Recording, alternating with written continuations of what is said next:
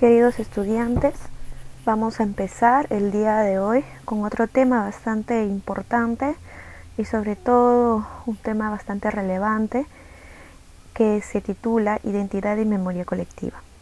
El día de hoy vamos a comprender, conocer sobre la importancia de la identidad y la cultura colectiva para nuestros niños. ¿Qué pasa cuando definimos cultura, no? ¿Qué ideas podemos observar o tener de acuerdo a las imágenes que observamos? Vemos la gastronomía, vemos las culturas, las costumbres y asimismo libros que hablan referente a nuestra cultura. Entonces, cuando definimos cultura, no solamente definimos tal vez la manera en la cual una persona actúa en base a una costumbre o valores, sino conlleva también otros aspectos como la gastronomía, la vestimenta, las fuentes de ingresos, la parte económica y asimismo lecturas que pueden hablarnos de diversas culturas o la multiplicidad de culturas que tiene nuestro país. Entonces, volvemos a la pregunta, ¿no? ¿Qué pasa cuando definimos culturas? Hay diferentes opiniones y definiciones al tratar de reducir la palabra cultura, pero lo vamos a observar de acuerdo a los niveles, ya que cada uno de ellos tiene un alcance e importancia significativo en las costumbres tradicionales. Uno de los primeros niveles para definir cultura vamos a observar en el nivel 1, donde están las artes. Dentro de las artes vamos a encontrar la música, la artesanía, la literatura, el teatro. Cada una de nuestras culturas o la multiplicidad de culturas en cada región que tiene nuestro país tienen músicas similares o otras muy distintas de acuerdo a cada región, y asimismo artesanías que las involucran y sobre todo las hacen únicas como cultura. Entonces, esto nosotros observamos en el nivel 1 que no solamente viene desde ahora, la cultura desde ahora, las artes desde ahora, sino viene arrastrando ya desde nuestros antepasados, sobre todo tomando en cuenta las culturas antes del Imperio Incaico. En el nivel 2 vamos a encontrar el patrimonio, ese material e inmaterial que puede ser los vestidos, la cocina, los rituales, los institutos, los lenguajes, la tecnología. Ese patrimonio que nos ha dejado nuestras culturas pasadas. Esos patrimonios que venimos arrastrando desde culturas pasadas hasta el día de hoy. Esos ritos, esas creencias, esas aspiraciones, las cosmovisiones, los valores que nuestros antepasados nos han dejado y hasta el día de hoy nosotros aún las seguimos practicando.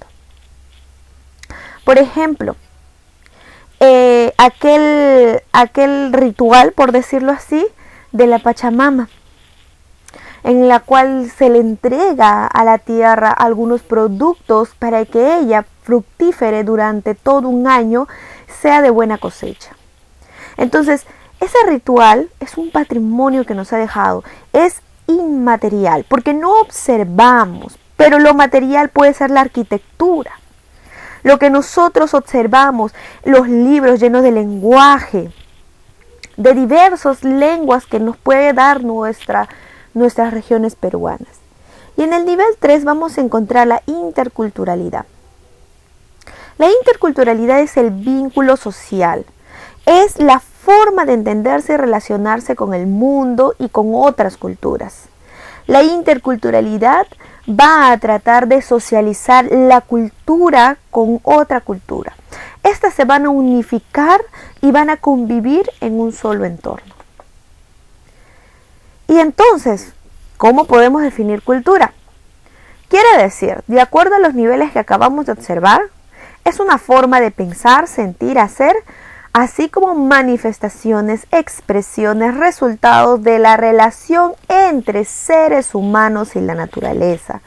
No es solamente de un solo individuo, sino es la relación de varios seres humanos, varias culturas, y estas se van a relacionar con la naturaleza. Estos van a compartir dentro de un grupo social muy amplio y van a estar basadas en valores, conocimientos, tradiciones, costumbres, símbolos y otros. Entonces, una cultura se constituye también en un diálogo con otras culturas.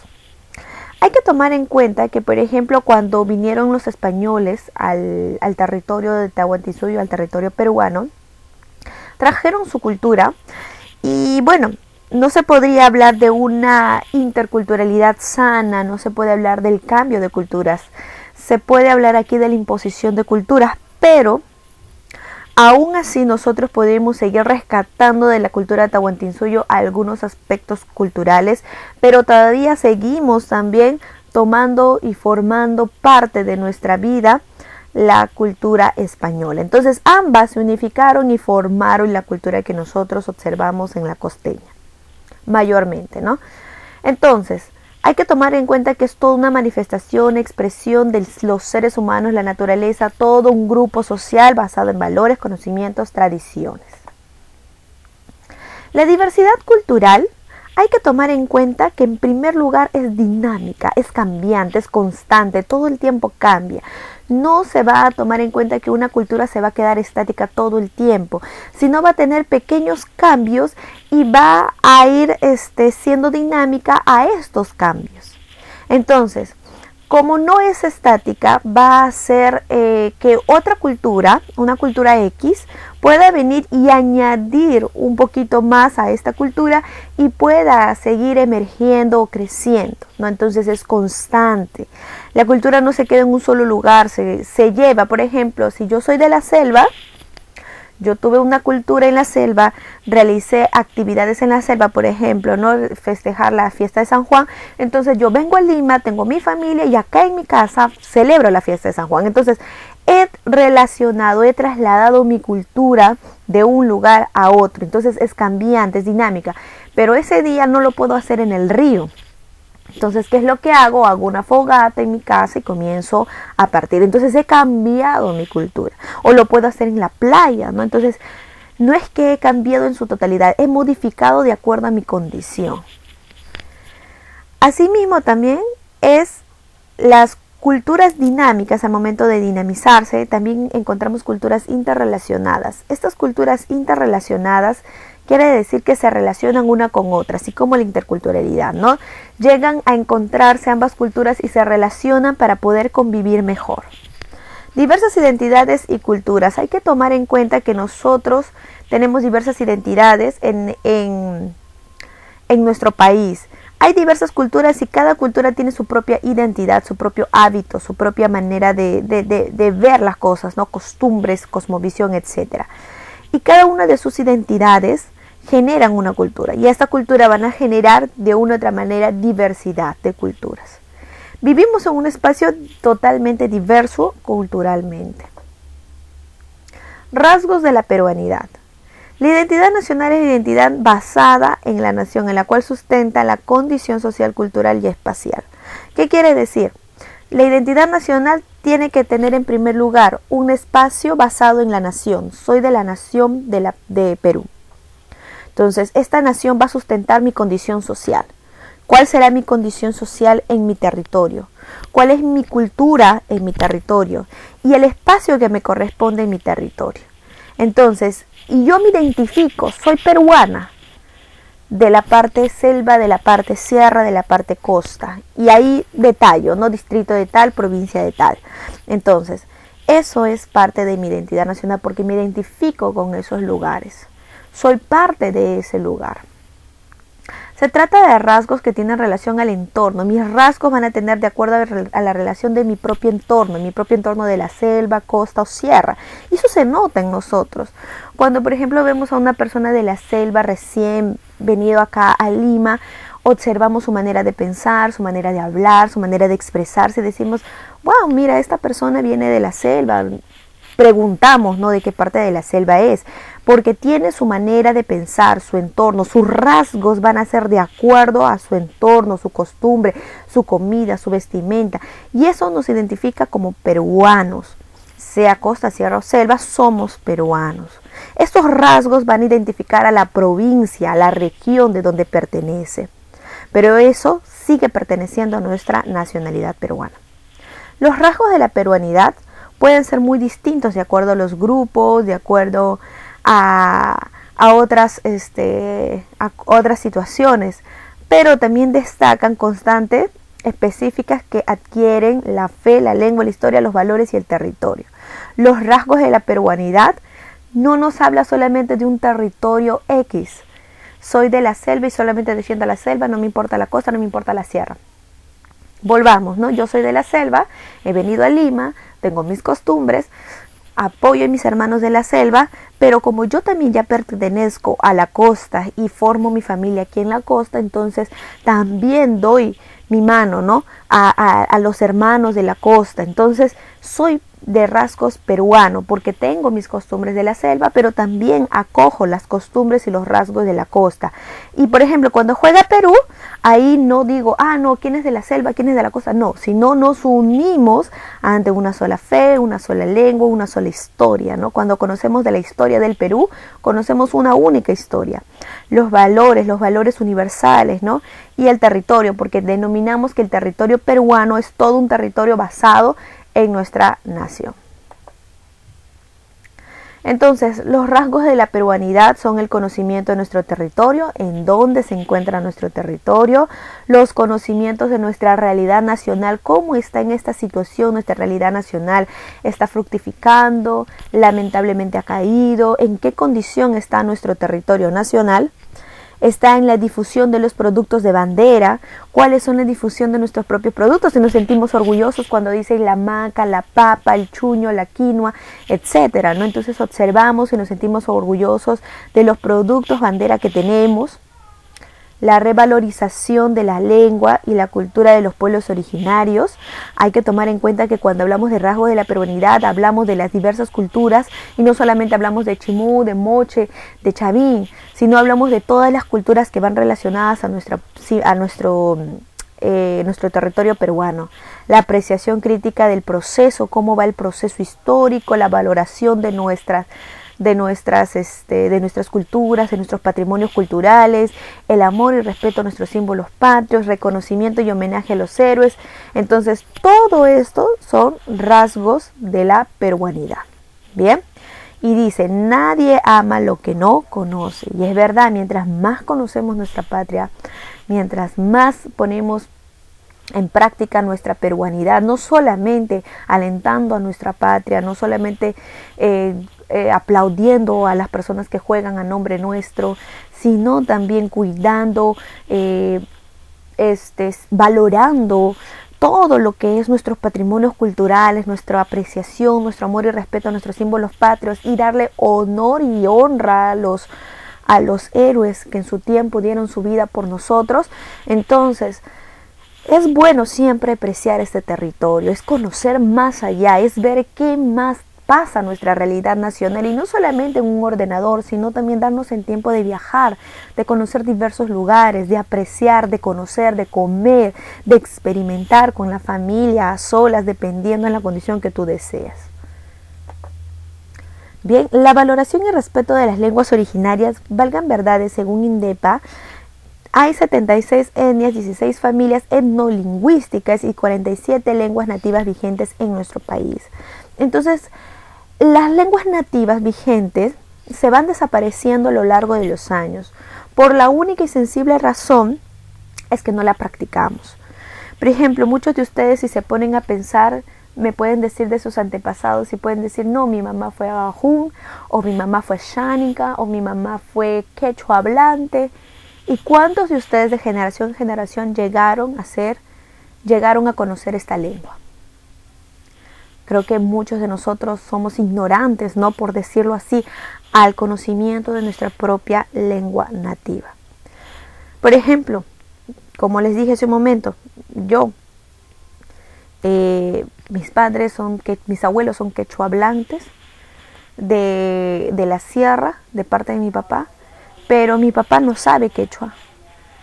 La familia de mi papá tampoco sabe quechua. Yo, siendo su hija, no sé quechua. Entonces, lamentablemente se va perdiendo estas lenguas oficiales originarias porque la falta de educación, la falta de valoración, la falta de personas que eduquen conforme a la lengua originaria se está perdiendo. Y preferimos hablar la lengua castellana, que es de uso común, o el quechua, que también hoy en día se está haciendo de uso común. Preferimos hablar ello que seguir valorando, acogiendo nuestra lengua materna, ¿no?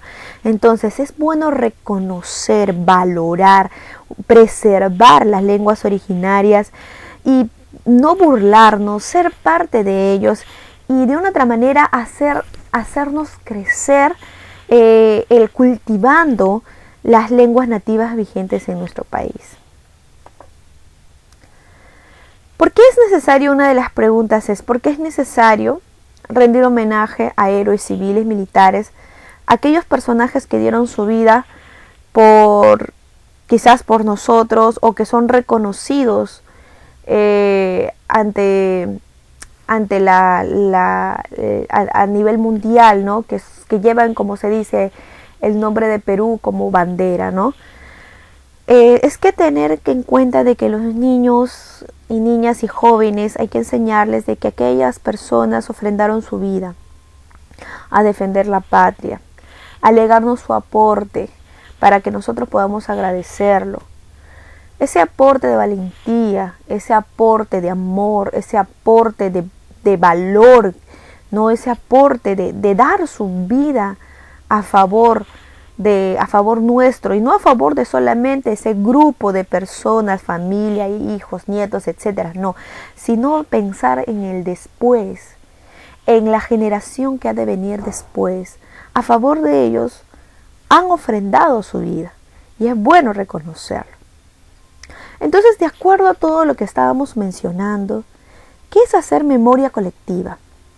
La memoria colectiva es hacer una invitación a recordar el pasado, es enseñarle a aquellos niños a recordar a aquellos héroes que dieron su vida por nosotros, aquellos héroes que vieron no solamente a la patria como un territorio más, sino vieron como la nación que va a cuidar de sus hijos, de sus nietos y de sus bisnietos, tataranietos, etc. A las generaciones venideras. Pero también es una invitación a recordar las cosas que pasó en nuestro país y que, por ejemplo, hoy en día vendría a ser una marca más en nuestro territorio peruano ante esta pandemia. Tenemos que en cuenta de que la memoria colectiva son aquellos héroes que se lucharon cuando vinieron los españoles, cuando de una otra manera se eliminó la esclavitud, se abolió la esclavitud, o cuando pasó de la república, etcétera, a nuestro país. Entonces, también es reconocer el terrorismo que aquel momento vivió nuestra patria. Asimismo, también hacerles recordar la pandemia que se está viviendo hoy en día. Hacer memoria colectiva también es hacer un nuevo significado al presente. Es reconocer el presente que nosotros tenemos, el hoy en día. Es aquella pandemia que nosotros estamos viviendo. No es reconocer el nuevo significado de qué es lo que nosotros ahora estamos tomando en cuenta en esta situación. Es construir un futuro compartido. Es decir, bien, yo recuerdo este pasado, este presente, pero necesito que mis antepasados o las personas que están posterior a mí puedan reconocer aquel pasado o aquel presente y pueda tener un mejor futuro. Este mejor futuro tiene que ser compartido. ¿Por qué? Porque no podemos ser egoístas y decir, no, solamente este futuro quiero que sea para mí y para mis hijos, sino hay que tomar en cuenta de que mis hijos van a tener hijos y así sucesivamente va a ser una nueva generación. Para hacer memoria colectiva necesitamos reconocer aspectos básicos como la temporalidad, el espacial, los objetivos, las relaciones y los significados que surgen entre los actores. Es importante reconocer en qué tiempo fue, los objetivos que tuvieron para lograr recordar este pasado, las relaciones que hubieron para bien o para mal, los significados que hubieron entre los actores, bueno o malo. Hacer memoria colectiva involucra también los propios reconocimientos. Por ejemplo, memoria colectiva los que vivieron en la época del terrorismo y podemos decir en la selva, yo recuerdo junto a mi familia y junto a mis vecinos, y entonces, ¿quiénes están recordando dicha situación? Tú y tus vecinos.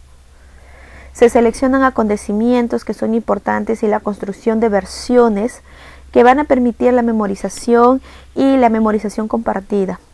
Hey, vecino, ¿se acuerda que en este tiempo o en este año? Y con tu vecino compartes esta situación o esta memoria. Entonces la memoria colectiva conlleva a un grupo de personas, a una comunidad, a un territorio, a un país, a una nación que permite reconocer el pasado, el presente y el futuro. Y aquí dentro de ello tenemos a la Comisión de la Verdad y la Reconciliación, que fue un informe que de una otra manera te explica cómo fue la violencia armada interna en nuestro país. Fue la recopilación de muchas personas que vivieron en carne propia esta situación y elaboraron una serie de informes, y esta serie de informes o dentro de esta comisión hacen hincapié a la memoria colectiva para no olvidarla, para no volver a repetirlo. Bien, listo, eso sería todo concerniente a nuestro tema. Gracias.